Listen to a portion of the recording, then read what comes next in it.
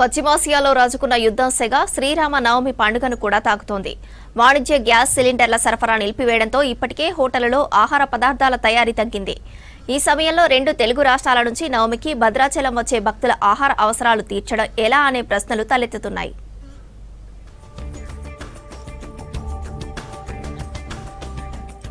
భద్రాచలంలో శ్రీ సీతారామచంద్రస్వామి వారి తిరుకళ్యాణ బ్రహ్మోత్సవాలు ఘనంగా జరుగుతున్నాయి.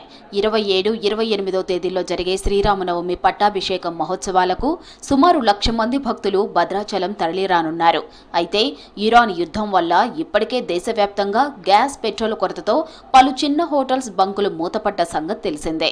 రేపు నవమికి వచ్చే భక్తులకు అన్ని ఏర్పాట్లు చేస్తున్నామని అధికారులు చెప్తున్నా సామాన్య భక్తజనం ఇంకా సందిగ్ధంలోనే ఉన్నారు.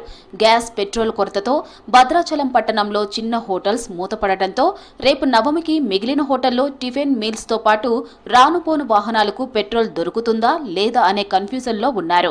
రామయ్య కళ్యాణానికి వెళ్లి కష్టాలు కొని తెచ్చుకోవాలా అని ఆలోచిస్తున్నారు.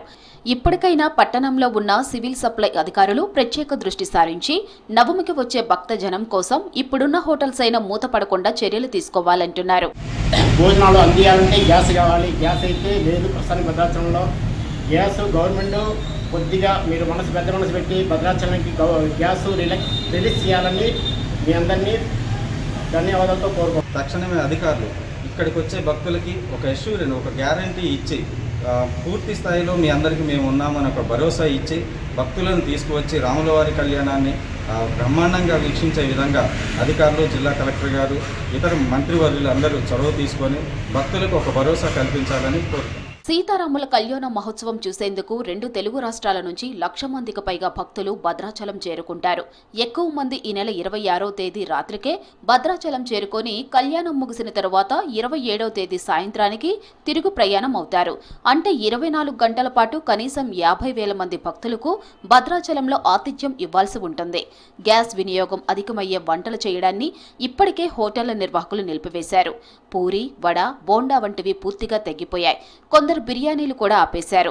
చైనీస్ ఫాస్ట్ ఫుడ్ సెంటర్లు కూడా మూతపడుతున్నాయి లేదా పీక్ అవర్స్ లో తెరిచి ఆ తర్వాత మూసేస్తున్నారు. చిన్న పెద్ద తేడా లేకుండా ఫుడ్ సెక్టార్లో ఉన్న వారంతా పూర్తి సామర్థ్యం మేరకు ఆహార పదార్థాలు అందించలేకపోతున్నారు. ఈ తరుణంలో ఒకేసారి సుమారు 1,00,000 మందికి కనీస అవసరాలైన భోజనం, టిఫిన్లు సమకూర్చడం ఇప్పుడు సవాల్గా మారింది. జనాలు 1,00,000 మంది వస్తారని అనుకుంటున్నారు అధికారులు. వస్తారా రారే అనే అనుమానాలు కూడా కొన్ని ఉన్నాయి. ఈ నేపథ్యంలో అధికారులు స్పందించి మాకు గ్యాస్ సప్లై చేయగలిగితే వచ్చే భక్తులకు ఆటంకం కలగకుండా మనం ఫుడ్ సప్లై చేయడానికి ఉంటుంది. మాది బిజినెసే, కానీ మనం ఫుడ్ సెక్టార్లో ఉన్నాం కాబట్టి మన లాభం కోసం కాకపోయినా వచ్చే వాళ్ళకి సర్వీస్ చేయడానికి అవకాశం ఉండాలంటే మనకు కావాల్సినంత గ్యాస్ని సివిల్ సప్లై అధికారులు స్పందించి కలెక్టర్ గారు కూడా దీని మీద దృష్టి సాధించాలని కోరుతున్నాం. ఆహార పదార్థాలు ఎక్కువగా లభించే అన్నదాన కేంద్రాలు, హోటళ్లు, రెస్టారెంట్ల వద్ద అధికంగా రద్దీ నెలకొనే అవకాశం ఉంది. నవమి రోజున ఉండే తీవ్రమైన ఎండ నేపథ్యంలో ఒకే చోట రద్దీ నెలకొనడం కూడా అంత మంచిది కాదు. నవమి సందర్భంగా ఇలాంటి ఇబ్బందులు తొలగాలంటే కనీసం భద్రాచలంలోని హోటళ్లకైనా వాణిజ్య సిలిండర్లు సరఫరా చేయాలి. వీలుంటే కొత్తగూడెం, పాల్వంచలోని హోటళ్లను కూడా ఈ విషయంలో పరిగణనలోకి తీసుకోవాలని భక్తులు కోరుతున్నారు. నవమికి ముందు రోజు చేరుకునే భక్తులు స్థానిక హోటళ్లు, సత్రాలపైనే ఎక్కువగా ఆధారపడతారు. భద్రాచలంతో పాటు ప్రధాన దారిలో ఉన్న కొత్తగూడెం, పాల్వంచల్లోని హోటళ్లను కూడా వినియోగించుకుంటారు. కానీ ప్రస్తుతం వాణిజ్య సిలిండర్ల కొరత కారణంగా రోడ్డు పక్కన ఉండే హోటళ్ల నుంచి రెస్టారెంట్ల వరకు ఆహారం లభించడం కష్టంగా మారింది. నవమి సందర్భంగా కొత్తగూడెం నుంచి భద్రాచలం వరకు ప్రధాని కూడళ్ల వద్ద స్వచ్ఛంద సంస్థలు, కుల, వాణిజ్య సంఘాల ఆధ్వర్యంలో అన్నదానం, ఆహార పొట్లాలు పంపిణీ చేస్తుంటారు. ప్రస్తుత సిలిండర్ల సమస్యతో ఈ సేవల్లోనూ కోతపడే అవకాశం ఉంది.